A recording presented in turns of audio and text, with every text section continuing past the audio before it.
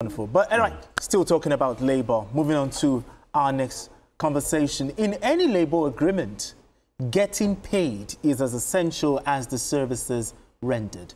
When that breaks down, reactions and confrontations are almost inevitable. The Academic Staff Union of Universities, ASUU, has directed its branches nationwide to withdraw services, citing delay in the payment of June 2025 salaries. The decision is in line with ASUU's long-standing no pay, no work resolution. The president of ASUU, Professor Chris Piwona, confirmed that some branches, including those at the University of Jos and the University of Abuja, have already commenced the action. Professor Piwona blamed the delay on the challenges arising from the transition from the eyepiece platform to the Government Integrated Financial Management Information System, GIFMIS. Now, Kaidi, here we go again. ASUU withdrawing their services. I mean, but what is delaying the salaries of members of ASUU? Why are we here? Okay. I think that before June, there was a delayed salary for May, now June again. Why? And so, because you're dealing with, like lecturers will always refer to themselves, that they are not civil servants, they are public officials. No, they use public servants. Public servants. And so when somebody goes to school, you can take it for granted that they know their rights. Do you understand? This has been the norms in many places. You know, I know a place where the salary comes in 7th or 8th of the next month. Some will call it the 38th of the exactly. 38th month. Some the second week, this, and someone will say it is about the calculation. As long as you get it on that 8th, the other month, it is just 30 days.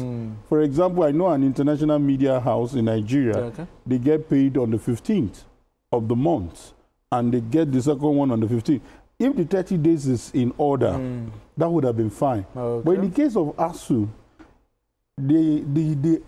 their grouse is that this is deliberate. It's because they took them out of IPPIS, you understand, which they weren't.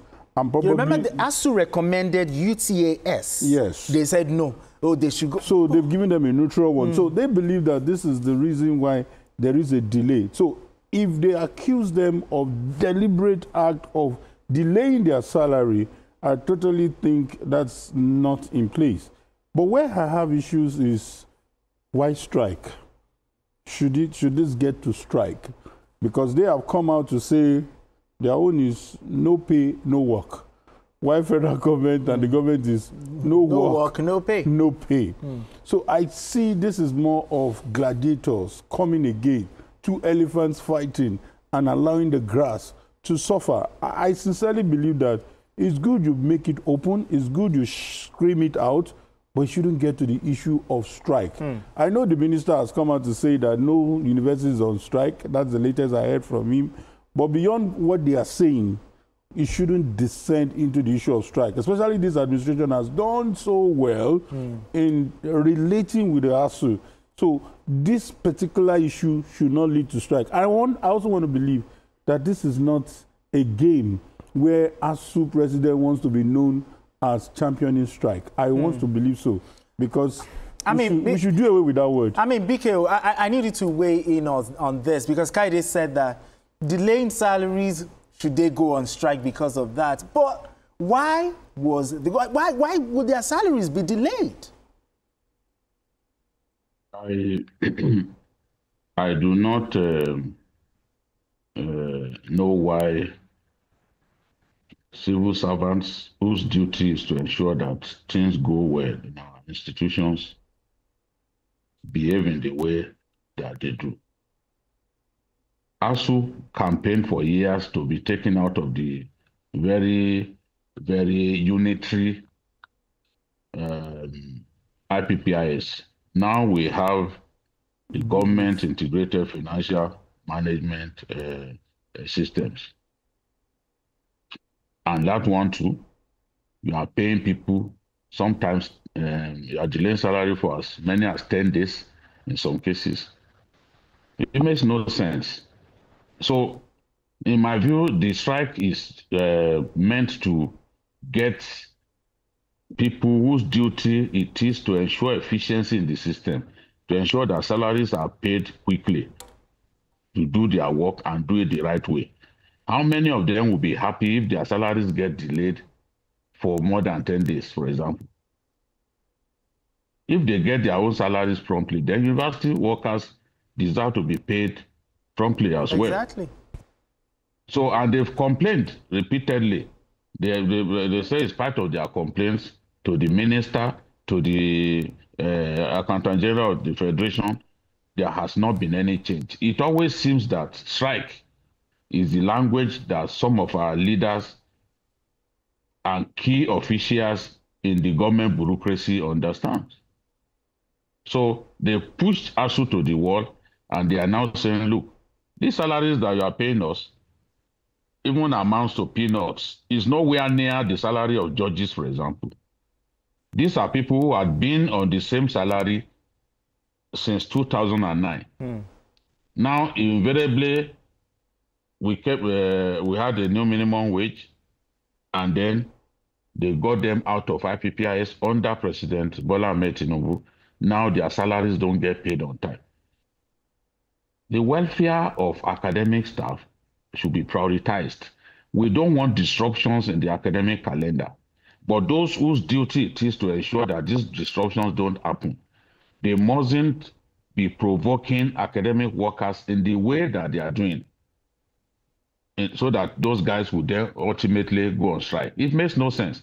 The end academic allowance that they had been talking about since the Buhari years, now government has paid the money, but they are still owing 10 billion.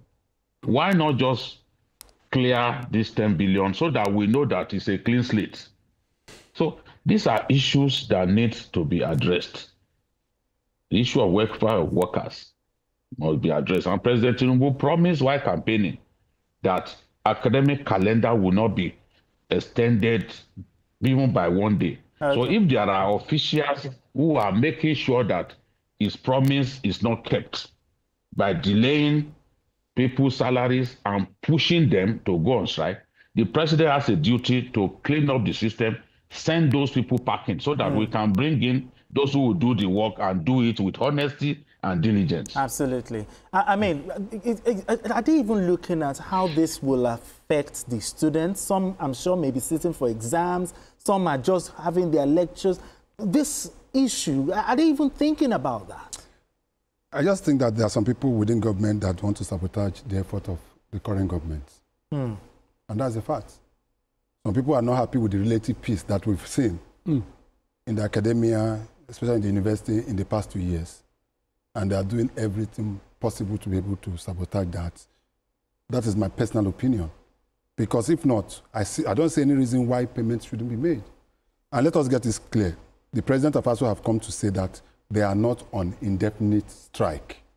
He came out today with a press release. There have been some misleading headlines in the media and even online. He said, no, we are not on indefinite strike. What is happening is within the branches that are not being paid. If you pay me, I go to work. If you don't pay me, I go. After all, the government came out with no work, no pay. So we said, no pay, no work. And these are academicians. These are people that are lecturers. These are the people that will engage you. You know, so those are the reasons. And they accuse the accountant general. They were specific.